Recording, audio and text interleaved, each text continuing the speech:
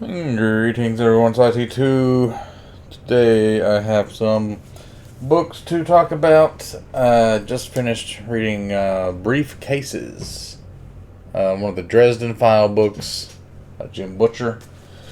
Always the Dresden Files are good, not really much you can say about it. There was like 3 Bigfoot stories.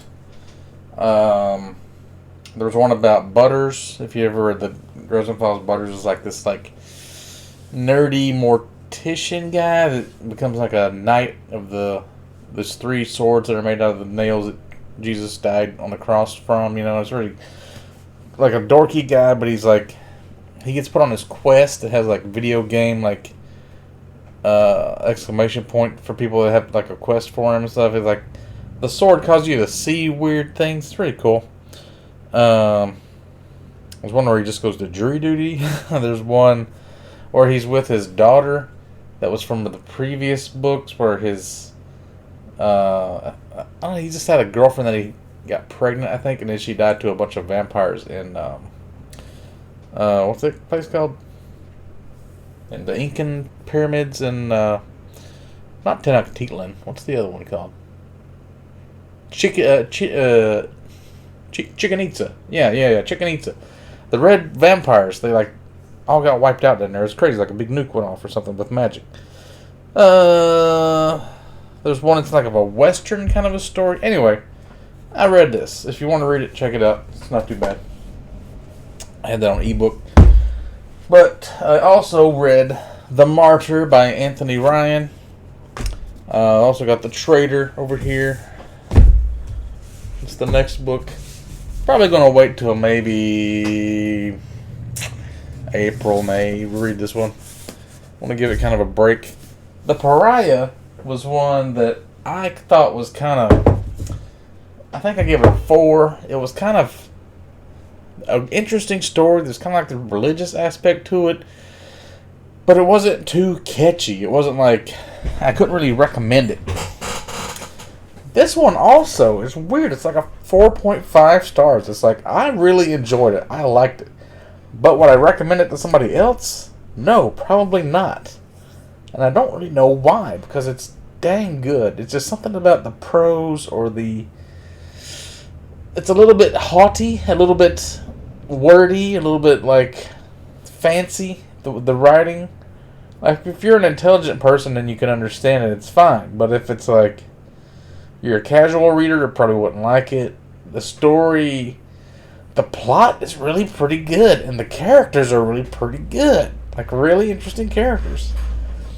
But it does kind of drag on in points, and it's like, it just seems longer than it needs to be. It's only like 525 pages, but there seems like there's a lot that happens. It just seems long. I don't know. I don't know.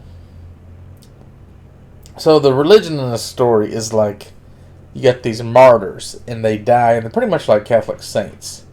So this religion is called the Covenant, and you got these Orthodox people that believe that at a certain point, this one martyr died, and that was going to be the last martyr. So the first book, the Pariah, gets put in this underground pit mine with this woman, and she's like started a church down there, and then she writes this whole testament that he writes down because he's a scribe, and then she becomes like this new martyr. And a lot of people don't buy it. They don't believe it. So it causes a schism in the church, kind of. And then this other woman dies. Evadine Corlane is her name. So the scribe and this other guy, they get together this woman that she's like a savage. They call her the Sack Witch, but she's like from this race of people that's called the Savages. They're kind of like, I would say they're halfway between like Vikings and American Indians. They're kind of like they live beyond this mountain in this one area called the Karith or whatever. They have their own language. They don't have any wars, but they have warriors because they like to fight. Some of them do. Some of them like to hunt. Some of them like to do different things. But they're really peaceful, and they don't have any kind of like economy. They don't have currency. They just like people do what they like to do, and they live in peace, and it's great. But there's this one called the Aishlish and the Donlish, and then there's like the other thing, Avalish or something like that. So the Sack Witch is like the Donelish, and she's like this. She wears a sack on her head because she's so beautiful that everybody wants to like be with her or something like that. But she also kind of like mysterious, like she's lived thousands of years. And the Athlish guy, he's like the dream weaver. He like makes you have whatever kind of dreams he wants you to have or something like that. And she was looking for this book that the scribe, Alwyn Scribe is the main character. And he helps her by getting this book that it turns out that he wrote himself in the past. So there's kind of like a time travel-y element to this. And he knew his own future because he'd been there and he wrote the book about it. But it's weird. It's really weird. So when Everdeen Corlane dies, he uses her magic to bring her back to life. And she thinks she's been resurrected by the Seraphile, which is kind of like the good force of God or whatever in this world. And there's also the Malicite, which is the bad force, right?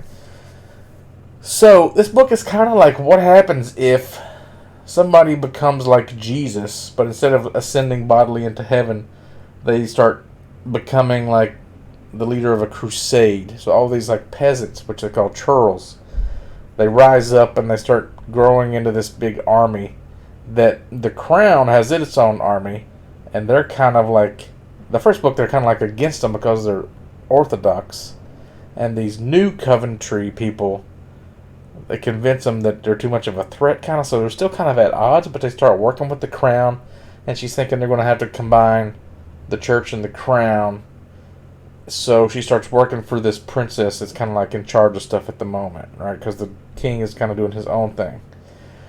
So she starts sending them on missions to do like this siege. So like a lot of the book is like there's a big siege. And that's really cool. A lot of fighting and a lot of cool battles and stuff. The characters are really good because there's this woman called the Widow and her husband gets killed in front of her. So she just kind of goes mad. She's like on the verge of becoming crazy.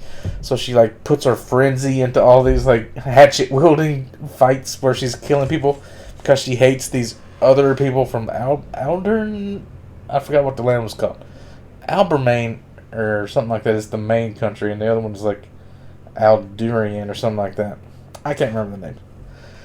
Also, there's this woodsman guy who's like a halberdier. There's like this guy Tyler who's kind of like you don't know if you can trust him or not. And there's this woman or girl, Ayin, who's kind of like the scribe's mentor. He's teaching her how to write. But she was known for cutting people's balls off because they would try to get handsy with her.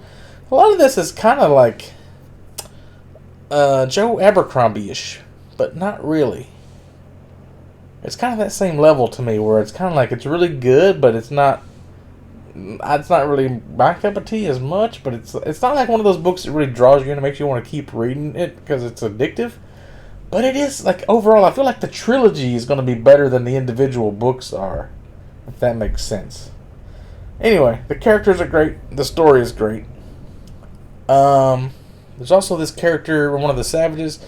He gets into this, after the siege, there's this part where they have to do a siege. Like defending a siege, and then their offensive siege to sack the city.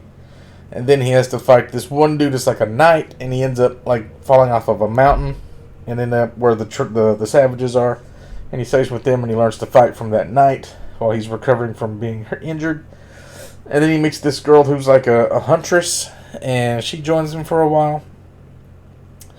And it's really also weird because Alwyn Scribe, he has all these female relationships with the Ayin, the ball cutter girl, and the girl from the first book, and Evelyn Corlane, who's kind of like he's kind of connected to her because the Sack Witch used a piece of him to heal her, so they're kind of connected and they can sense when each other's in trouble.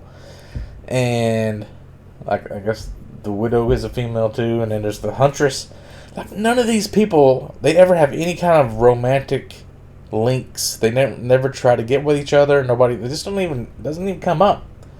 And they kind of hint around like him and Everdeen are kind of not really, but maybe interested in each other, maybe. But then at the very end, I think they finally get together. It kind of ends on a sex scene right after a fight, so it's like even the ending's pretty wild. But yeah, there's like nothing for 2 books. Like no, it's almost like people didn't have relationships in this book at all. No love stories or anything really, until like the very end of this book. Then he finds out she's kind of going crazy and thinking that she needs to be like the ascendant queen and like get rid of all the royalty because she can't combine the church and the state, or whatever. So she's killing like the head of the church at the end, and then she's probably going to go after the princess or the whoever's in charge of the royalty and stuff. So also just him learning how to fight really well. I mean, there's all kinds of craziness in this book. Yeah, just for like the voice of the writing style. It's like you're hearing the story from Alwyn Scribe's perspective, and he's like one of the most intelligent people in the realm, because most people don't really know how to read or write, but he is very intelligent, and it's like, I don't know. I don't know if Anthony Ryan's other books are like that. Maybe it's just because this story is told from Alwyn Scribe's perspective. But anyway, first book I think I give it a 4. I give this one like a 4.5. So I like this one a little bit better. So the third one, maybe it'll be even better. Maybe we'll finally hit a 5 on the series. Anyway, Empire of the Damned should be coming in about a week. I'll start reading that. In the meantime, I'm thinking I might read The Magicians. Even though I said I was going to start on Empire of Silence. There's too many books called Empire that I'm reading this year. Empire of Silence, Empire of the Damned. What was the other one? Empire in Black and Gold.